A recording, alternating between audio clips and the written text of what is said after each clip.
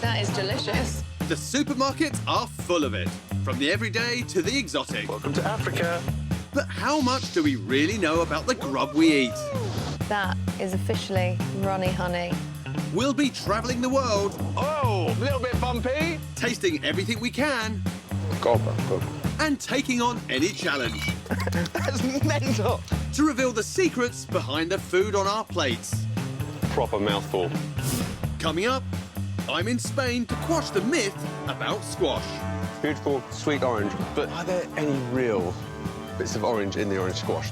I discover why some biscuits are holier than others. They're a bit hot. Oh! So what are the holes for? And I'm in Canada getting a taste of maple magic. I think you're pretty. Yes, I am. He's on to me.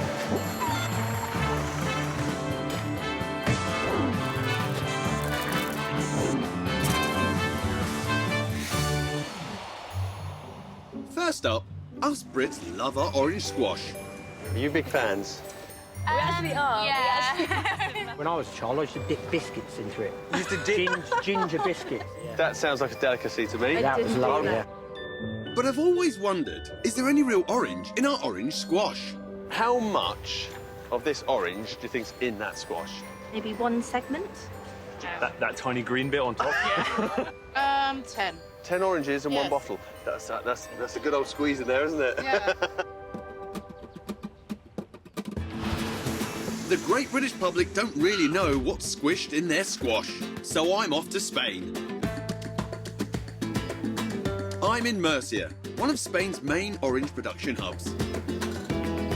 The farm I've come to has a small army of workers that handpick up to 40 tons of oranges a day. Hi there, I'm Jim. Ramon, Nice to meet you. nice to meet you. Now, I'm here to find out about orange squash. Okay, let's go for it. Great. Ramon Garcia is a quality control manager and knows a whole lot about oranges. So when it comes to orange squash, is there any orange in the orange squash? Definitely, a lot of them. So a lot of orange, natural orange, goes into orange squash. Right. So orange squash does contain real oranges. Beautiful, sweet orange. This is a totally different taste compared to orange squash. So what do you do to change the flavour? For producing the squash, we use the comminute. The orange what? Comminute, Community. Right. What on earth's that? the whole fruit. The whole fruit? He's got to be taking the piss. We've followed the orange trail to the processing plant, where they make the mysterious orange communute. Look at that! That's like a waterfall. How many oranges? 20 metric tons per truck. Wow, that is incredible. I want to jump in. It's like one of those kids' ball pools. Like, woohoo! Once unloaded, this tsunami of oranges passes along a network of canals and conveyors, before going inside, where they are cleaned and then quality checked by hand. It's just a big river of oranges. So what's happening in this process? We're squeezing the fruit one by one, okay? We squeeze 100 pieces of fruit per minute. 100 oranges a minute? Right. That is incredible. Make that 101. I could work here. So orange squash starts off as squashed orange. Here where we produce the orange community. And what is in that? The whole fruit, even the peel and everything. So when it comes to orange squash, the whole orange goes in. The peel, the pith, the juice, the pulp, everything. Yeah, And tell me, where will most of that go? the UK. So can I taste some? Yeah, sure. I've never put a whole orange in a blender before. It doesn't sound very appealing. Like a smoothie.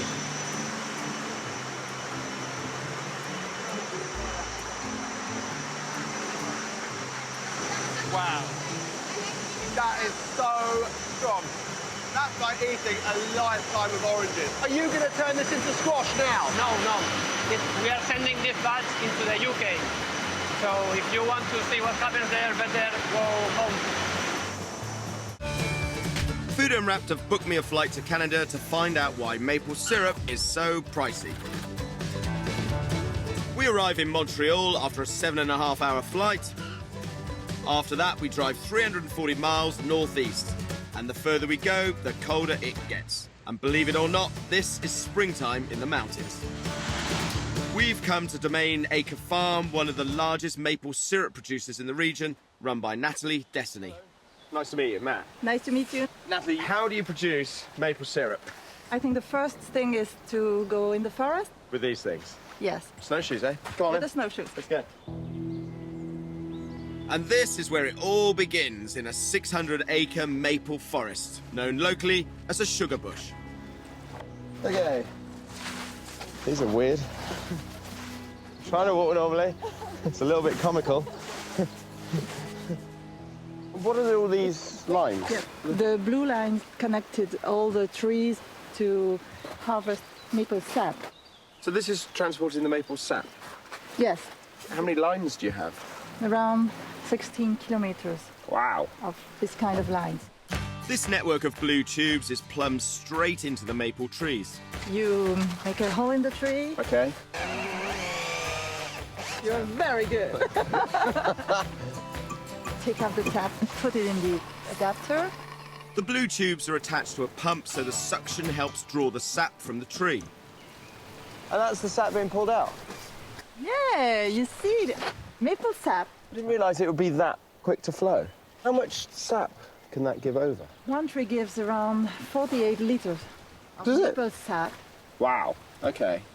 48 litres per tree seems like a pretty good return per season. The downside is that the season only lasts for 6 weeks, between March and April. Why is the window so short? We have ideal conditions of temperature, and Okay. it's during spring. So it must freeze during the night, and during the day it must be above zero.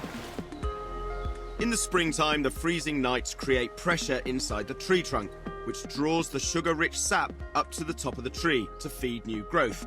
During the warmer days, the pressure falls and the sap moves back down the trunk, perfect for harvesting. The temperature is key to producing maple sap. Yes. So what happens to this now then, Natalie? The sap follow the lines Yeah. and arrives at the pumping station Okay. from all the trees. Great. An average-sized farm has 6,000 taps harvesting the maple sap. Natalie has 20,000 on hers, and this is where they all end up. This is where we're processing the sap. Okay. But it looks nothing like the syrup I'd pour on my pancakes. I'm not sure I want to taste that much, to be honest. Fresh, pure maple sap, directly from the trees. Okay. At the moment, the sap is 97% water, 2% sugars, 1% minerals, and amino acids. It's actually nice. It's got slightly sugared water. The sap is boiled for around 6 hours to evaporate much of the water. It's only then that the maple magic begins. Here is the real maple syrup. Wow. Smells fantastic in it. Yes. Yeah. Just delicious. When the sugar concentration reaches 66%, the sap becomes syrup. To make 1 liter of maple syrup, Yeah. you need 43 liters of maple sap. That's a huge, huge loss. So all the way along, you've got all these various factors stacking against you, like a very short tapping season. You only get 1 litre of maple syrup per maple tree. Yes. This is all the factors which make maple syrup a very lovely natural product, but ultimately quite an expensive product as well. Yes. So that's why it's so expensive. It's all down to the reduction in volume of the precious maple sap. Wow, okay. This is the colour I know of Okay. maple syrup. A little bit roasted. That's delicious. So good. Can I go back in? I think you're greedy. Yes, I am. Yes, I am. She's on to me. That's the kind of weather that puts me right in the mood for a cup of tea and a biscuit. And for that, I'm on my way to Carlisle to visit one of the biggest biscuit factories in the UK. Hi, Mark. Hi, Kit. Hello, lovely to meet you. Nice to meet you too. So you're going to tell me why you put holes in your biscuits? Yes, you've come to the right place. This way. Excellent. Mark Greenwell's been making biscuits here for the last 33 years. He must be cream crackered. Look at this. biscuits you knocked out of here today? By the end of the day, it'll be 35 million. 35 million.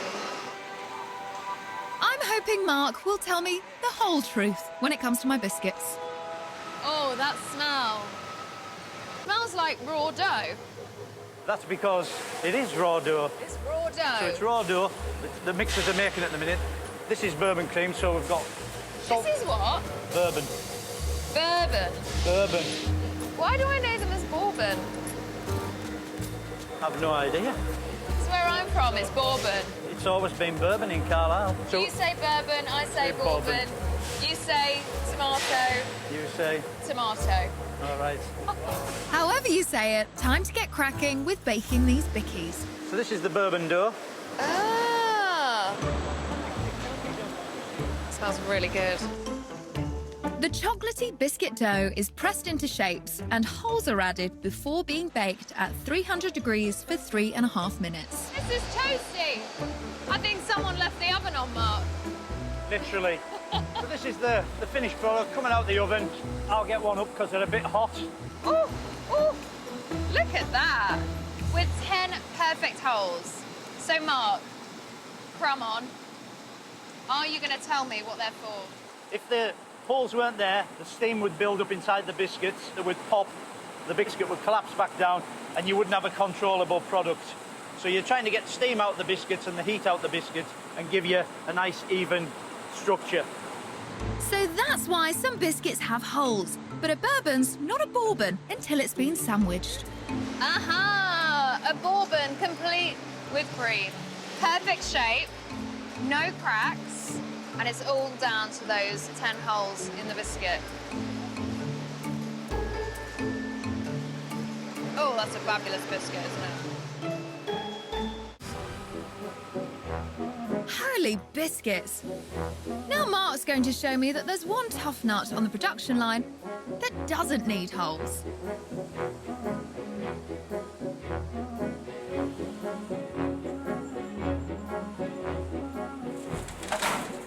This place is massive, isn't it? It takes a while to find your way around, but after 33 years, sort of, You know this place like the back of your hand. I do.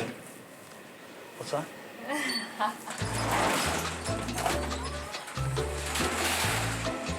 So this is ginger nuts. This is the mixing bowl. And we've got some ingredients here which are just about to go in. Apart from the flavourings, Mark tells me the big difference between bourbons and ginger nuts isn't what goes into them. Ginger lemon oil. That is punchy. It's making my eyeballs water. It's what doesn't come out, because the ginger nuts are baked without holes. This is the finished product now. The steam's trapped in these biscuits. Once it's come out the oven, it's still cooking and crystallising, so you end up with a snap. It's all about the sugar. That's what it's all about. Because the steam stays inside the biscuit, the trapped heat caramelizes the sugar. The sugar becomes a glass-like structure, like you find in a boiled sweet. And that's what gives ginger nuts their characteristic snap. Let's see. That has got a very good snap. Crumbs! There really is a whole lot more to biscuits than meets the eye. Back to Canada. Oh, wow. Yeah, you see, the maple sap. Earlier, I discovered that maple syrup is made from boiled down maple sap. To make 1 liter of maple syrup, you need 43 liters of maple sap. Wow. With short seasons and unpredictable harvests, I can see why it's such an expensive sweet treat. But it's on our supermarket shelves all year round, so I'm wondering how on earth supply meets demand. From the maple syrup farm, we've driven 225 miles southwest to a secure location in Laurierville. Now this big building, this is where they store maple syrup. And I know this stuff is expensive, but look at that fence. It's like a prison. I'm here at the Global Strategic Maple Syrup Reserve. Even the name is intimidating. Hello. Hi. Matt. Hi, Caroline. Nice to meet you. Nice to meet you. Caroline Sear from the Federation of Quebec Maple Syrup Producers has agreed to give me the grand tour. Wow. This place is pretty amazing. goes on for miles. This 267,000 square foot warehouse is filled with barrels, as far as the eye can see. This is all maple syrup? All maple syrup from Quebec. Just Quebec? Just Quebec. It's the only place in the world where there's a reserve of maple syrup. Is that right? So why do you need to reserve maple syrup? Maple syrup is a seasonal product.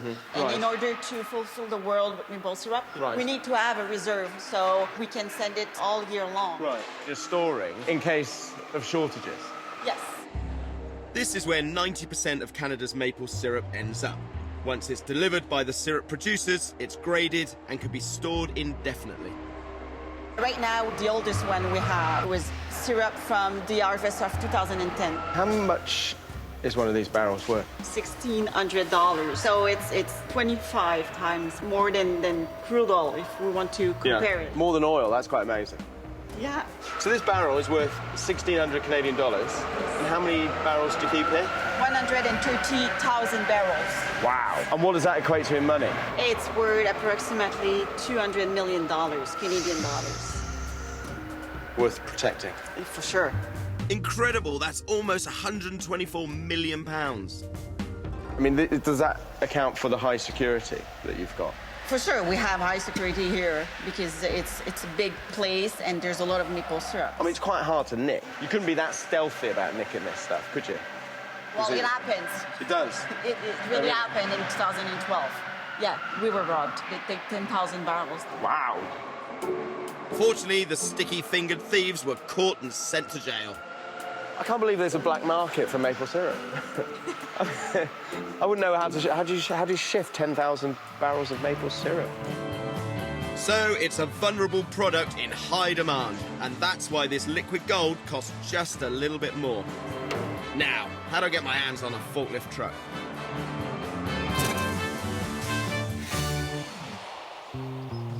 Earlier, I found out that orange squash is actually made from whole squashed oranges.